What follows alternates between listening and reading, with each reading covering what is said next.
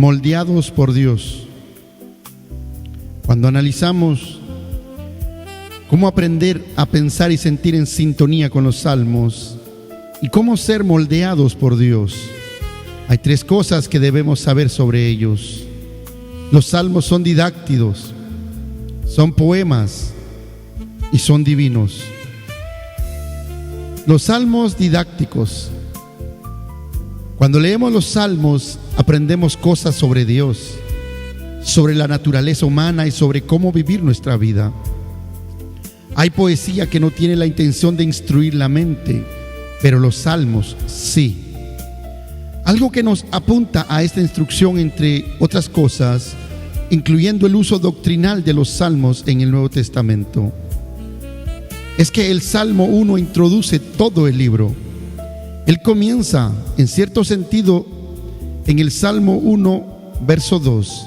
En la ley del Señor se deleita y día y noche medita en ella.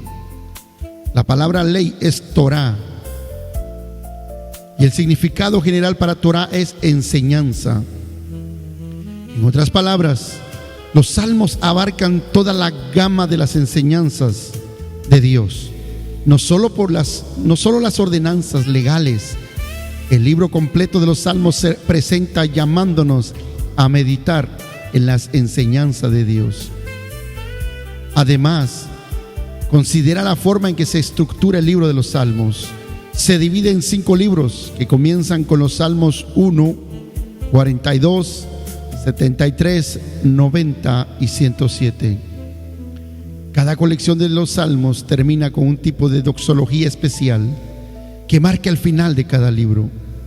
Desde tiempos antiguos, estas 5 divisiones se han considerado como un esfuerzo consciente para hacer que los salmos sean paralelos a los 5 libros de Moisés: Génesis, Éxodo, Levítico, Números y Deuteronomios, llamados normalmente los libros de las leyes.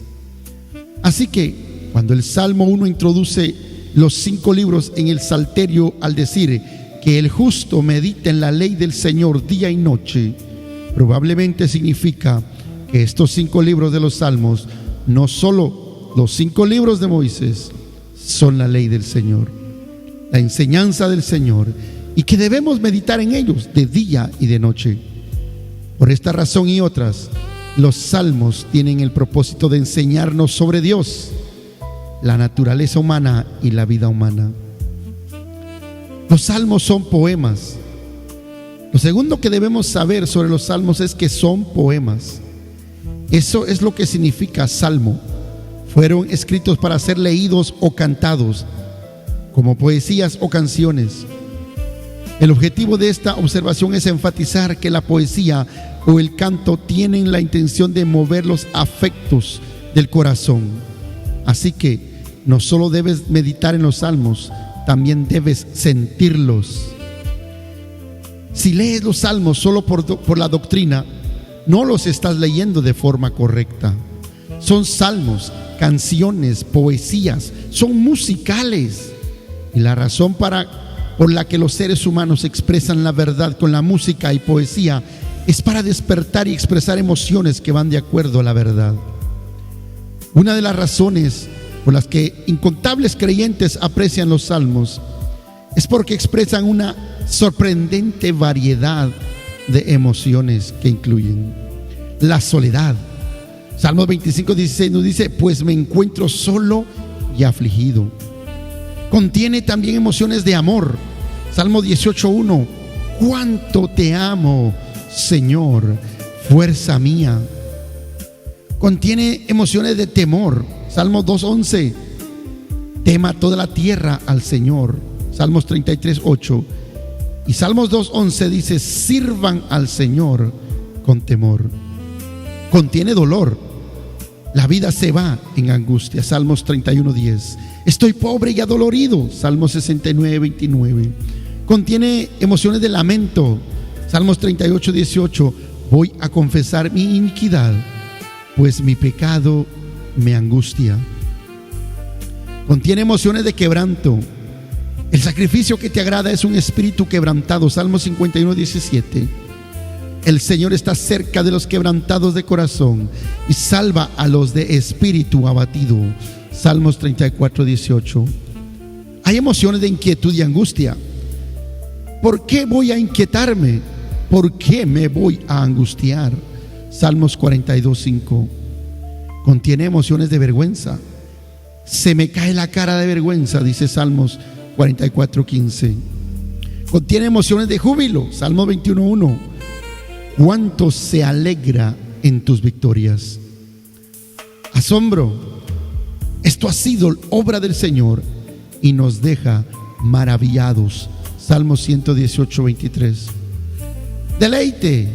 En la ley del Señor se deleita. Salmos 1, 2. Alegría. Tú has hecho que mi corazón rebose de alegría. Alegría mayor que la que tienen los que disfrutan del trigo y vino en abundancia. Salmos 4, 7. Emociones de regocijo. Quiero alegrarme y regocijarme en ti. Salmos 9, 2. Contiene emociones de ira. Si se enojan, no pequen. Salmos 4, 4. Paz. En paz me acuesto y asimismo dormiré. Salmos 4, 8. Emociones de pena. Desfallecen mis ojos a causa del dolor.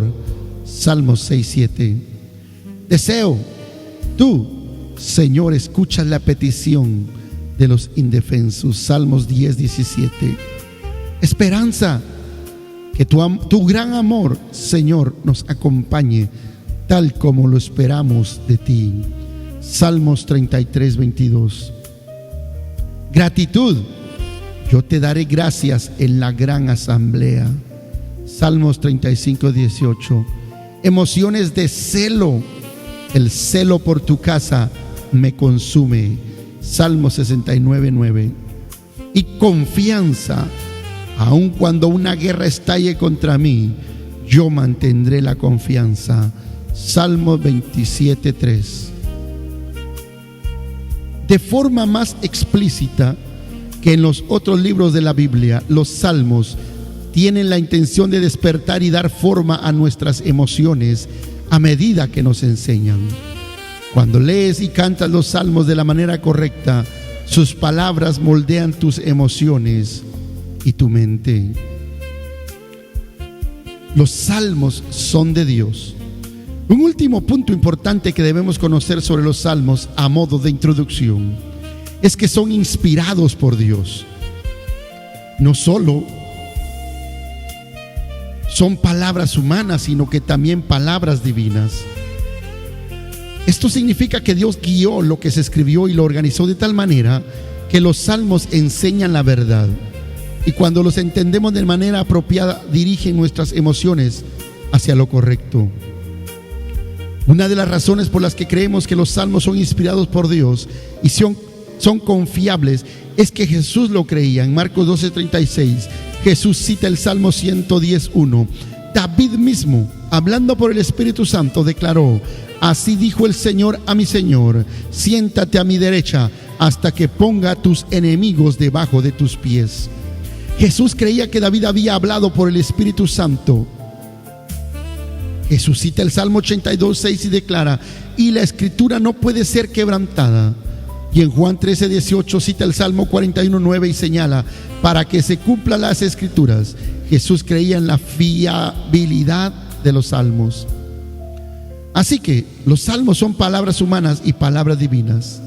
Lo que el hombre expresa a través de cada poema, Dios también lo expresa para sus propósitos. Cuando leemos y cantamos los salmos, nuestras mentes y corazones, nuestros pensamientos y sentimientos son moldeados por Dios. Ahora encontramos el poder moldeador de los salmos. El milagro del nuevo nacimiento nos muestra que el Espíritu Santo da vida a los muertos espirituales al otorgarles nuevas mentes y corazones que creen en el Evangelio, aman a Dios y desean ser conformados a Cristo. Sin embargo, los nacidos de nuevo no son perfectos, son nuevas criaturas, tienen vida, son espirituales, pero en muchos sentidos son inmaduros. No han sido formados por completo, como si fueran recién nacidos. Entonces la pregunta para los primeros cristianos y para nosotros es esta: la nueva mente y el nuevo corazón, ¿cómo pueden buscar la plenitud del pensamiento correcto y la plenitud de los afectos santos, siendo que tanto la mente como el corazón están llenos de pensamientos y sentimientos imperfectos? Una de las principales respuestas de los primeros creyentes de la iglesia fue sumergirse en los Salmos. Salmos es el libro del Antiguo Testamento más citado en el Nuevo Testamento. Era el libro de cantos, el libro de poesías y el libro de meditación de la iglesia, junto a las enseñanzas de Jesús y los apóstoles. Los Salmos moldearon los pensamientos y los sentimientos de los primeros discípulos más que ningún otro libro. Es este poder moldeador de los Salmos lo que nos conduce a un objetivo en este breve libro. Mi esperanza o nuestra esperanza es poner en marcha o profundizar este legado de los Salmos en tu vida, en nuestra vida. Y esa es nuestra oración, para que tengas pensamientos y sentimientos centrados en Dios, que exalten a Cristo, que estén saturados de los Salmos, porque creemos que este tipo de pensamientos y sentimientos producirán vida, que se preocupan por otros y exaltan a Cristo. A medida que analicemos con mayor detalle el Salmos 1, observaremos nuestros dos temas: pensar y sentir, y consideraremos tres observaciones que provienen de tres preguntas. La primera: ¿por qué comienza el salmista de la manera en que lo hace? ¿Por qué comienza el salmista con: dichoso el hombre que no sigue el consejo de los malvados, ni se detiene en la senda de los pecadores, ni cultiva la amistad de los blasfemos? Verso 1. ¿Por qué no solo lo declara: no seas malo, no peques y no te burles? ¿Por qué hacéis énfasis, o por qué él hace énfasis en el malvado, el pecador y el blasfemo? ¿Por qué centrarse en la influencia? ¿Por qué repetir las advertencias? No sigue el consejo de los malvados, ni se detiene en la senda de pecadores, ni cultiva la amistad de los blasfemos.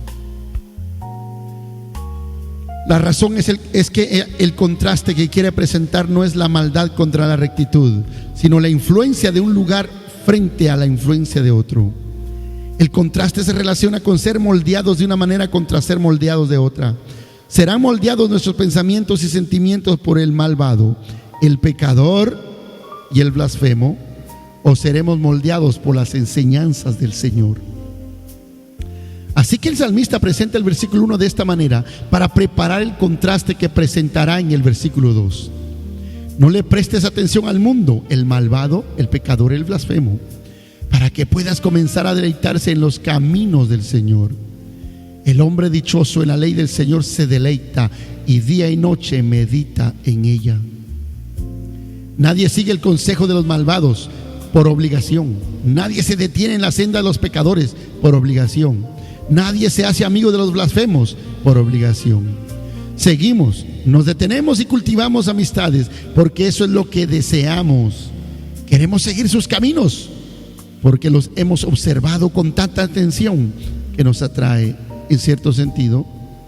Hemos meditado en ellos y ahora nos deleitamos en ellos, no solo moldeados por ellos. Así es como inicia la mundanalidad. Empiezas por mirar las cosas del mundo y sus formas. Te percatas de sus distracciones y sus promesas vanas, pero luego las observas y comienzas a pensar tanto en ellas que deseas sus caminos y te encuentras siguiendo sus consejos, deteniéndote en sus sendas y cultivando su amistad. Eventualmente te percatas de que eres muy similar a ellos. Es por eso que el contraste en el versículo 2 se refiere no al deber y la obediencia, sino al deleite y la meditación. El punto es que la única esperanza contra el placer fugaz del mundo es el placer duradero de la verdad de Dios. Así como los placeres del mundo despiertan cuando se contemplan por suficiente tiempo, los placeres de la verdad de Dios despiertan en la nueva criatura cuando enfocamos nuestros corazones y nuestra mente en la Escritura día y noche. El salmista indica que si meditamos día y noche en las enseñanzas de Dios presentadas en los Salmos, despertaremos el deleite. Para esto fueron diseñados los salmos, para enseñarle a tu mente de manera que deleite tu corazón. Meditar día y noche en la verdad de Dios nos conduce a deleitarnos, lo que nos libera de los placeres fugaces de los malvados, de los pecadores y de los blasfemos. Así que los primeros 2 versículos de todo el libro de los Salmos confirman lo que hemos observado. Este libro está diseñado para moldear nuestros pensamientos a través de la meditación y moldear nuestros sentimientos a través del deleite. Deseamos que tengas un bendecido día, y en la próxima continuaremos con la pregunta 2 sobre el libro de los Salmos, capítulo 1.